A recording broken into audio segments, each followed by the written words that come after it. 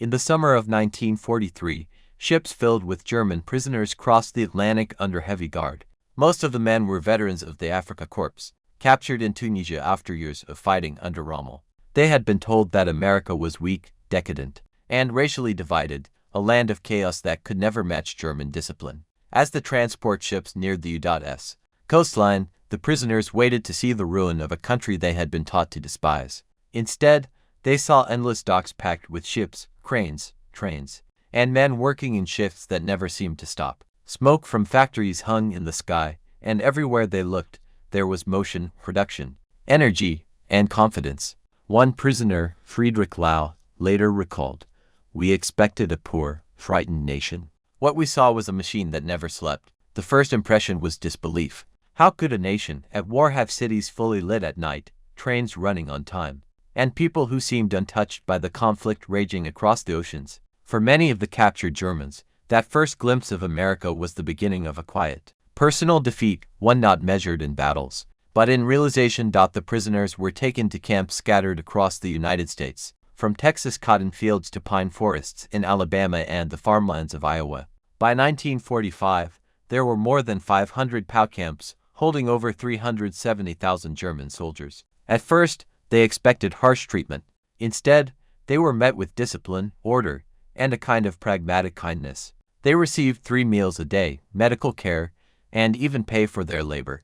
Many were sent to work on farms, in sawmills, or at canneries, earning credits they could spend in the camp canteen. For men raised under Nazi propaganda, the experience was disorienting. How could an enemy treat them better than their own officers had? Camp guards were polite but firm. American farmers often shared coffee or cigarettes, and Red Cross inspectors came regularly to ensure fair treatment. One prisoner wrote in his diary, "We were told Americans were greedy and lazy, yet they work from sunrise to dark and still laugh while doing it." Inside the barbed wire, ideology began to crack. The prisoners found themselves debating not military orders, but ideas, democracy, freedom, fairness, and every passing day behind the fences challenged what they had once believed about the world. What astonished the German prisoners most wasn't just America's military power. It was its wealth and productivity. Many of them came from bombed-out cities, where rationing and shortages defined daily life. But in America, even in wartime, stores were full, streets were clean, and people seemed to live without fear. From the windows of their transport trains, prisoners saw endless farmlands stretching beyond the horizon, single farms larger than entire German villages.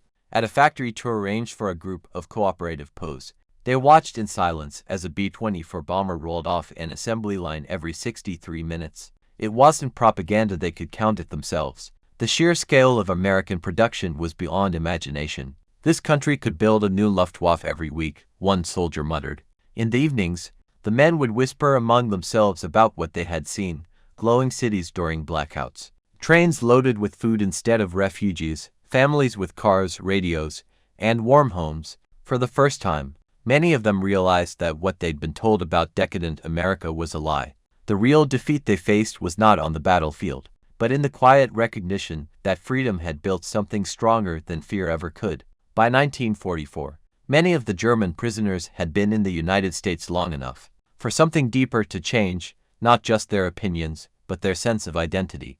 Inside the camps, American officers organized lectures, libraries, and even newspapers written by the POWs themselves. The goal wasn't propaganda, it was exposure. The prisoners read American newspapers, listened to news broadcasts, and, for the first time, saw photographs of concentration camps their own government had denied existed.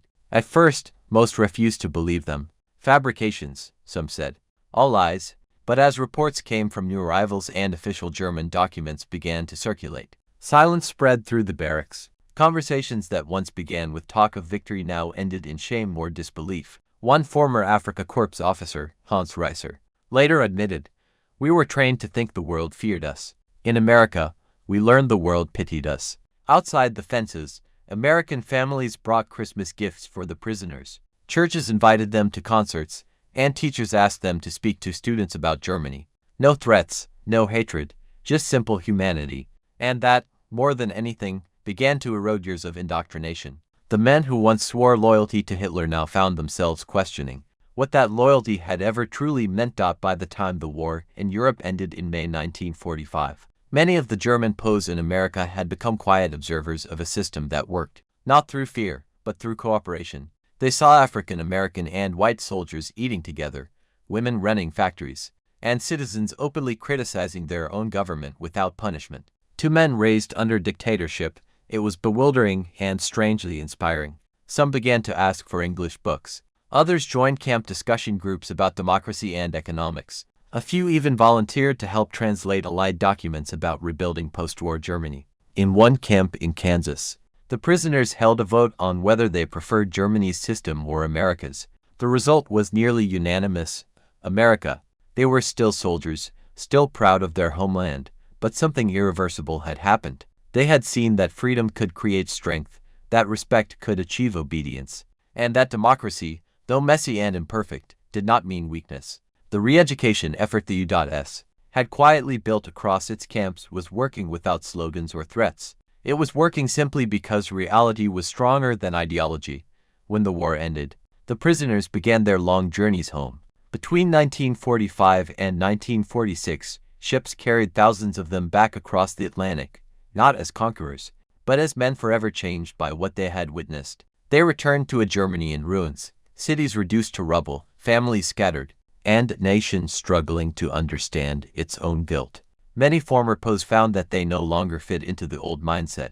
They spoke of fairness, of personal freedom, of a different kind of power they had seen in America, the power of abundance and cooperation. Some, like Walter Hallstein, who later became a leading figure in post-war European reconstruction, credited their time in the United States as the moment they began to believe in democracy. Others quietly taught their children that strength must serve humanity, not ideology. Only 0.6% of the German prisoners had ever tried to escape. Most had no desire to. They had found something unexpected: dignity in captivity, and truth in the example of their captors. When asked years later what changed them most, one former POW answered simply, "No speech, no threat, no punishment. Just what we saw with our own eyes, a free people building a stronger world." Their story remains one of World War I's quietest victories, not one with bombs or bullets, but with the undeniable evidence of a better way to live.